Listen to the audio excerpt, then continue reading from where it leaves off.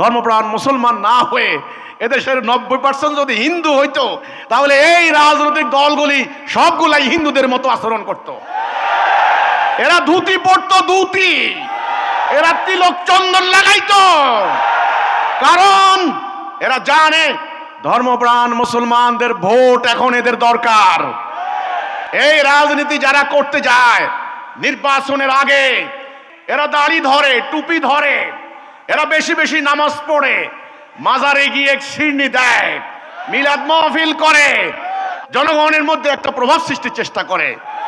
আমার মনে হয় এদেশের 90% মুসলমান যদি না হতো, ধর্মপ্রাণ মুসলমান না হয়ে এদেশের 90% যদি হিন্দু হইতো, তাহলে এই রাজনৈতিক দলগুলি সবগুলাই হিন্দুদের মতো আচরণ করত। এরা ধুতি পরতো, ধুতি, এরা তিলক চন্দন লাগাইতো, কারণ এরা জানে ধর্মপ্রাণ মুসলমানদের ভোট এখন এদের দরকার।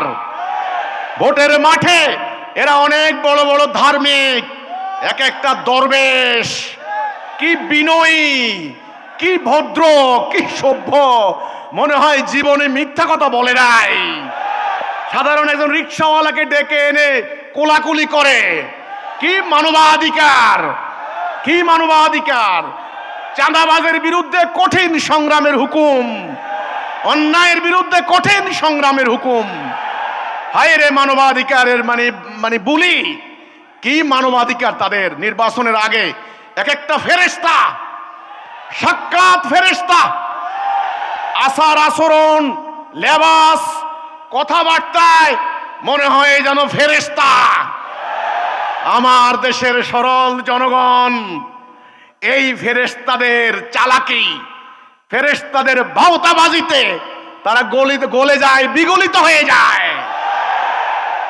এই রাষ্ট্র ব্যবস্থায় শান্তি আনতে পারবেন না। এক নাম্বার, রাজনৈতিক এই পদ্ধতি, এই ব্যবস্থা, এটা একটা খাঁচার মতো। গণতান্ত্রিক অধিকারের নামে, গণতন্ত্রের নামে, গণতন্ত্রের মধ্যে কথা শুনলে কি হয়, বাক স্বাধীনতা, জনগণের অংশগ্রহণ, ভোটাধিকার, এই কথাগুলি শুনতে খুব মজা লাগে, খুব টেস্টি। কিন্তু আপনি বলেন, গণতন্ত্রের নামে যদি ন্যায় বিচার হয়, সেই ন্যায় বিচার কি আমরা পেয়েছি?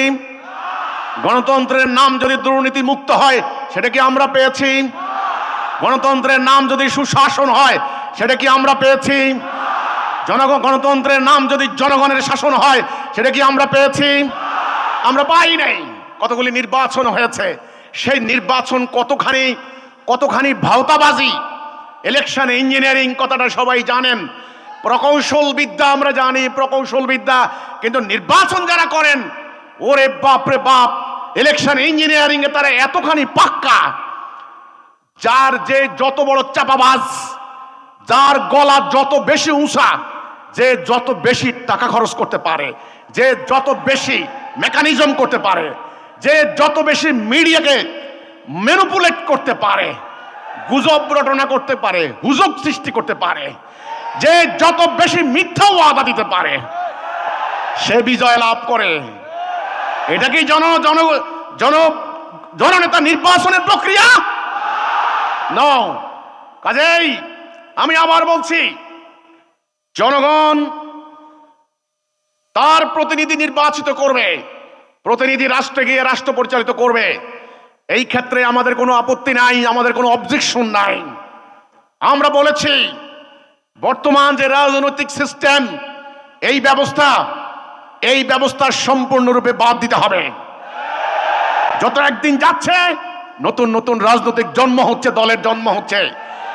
একটা নতুন দল হচ্ছে মানে স্বার্থের জন্য নতুন ধরে কামড়াকামড়ি, মারামারি।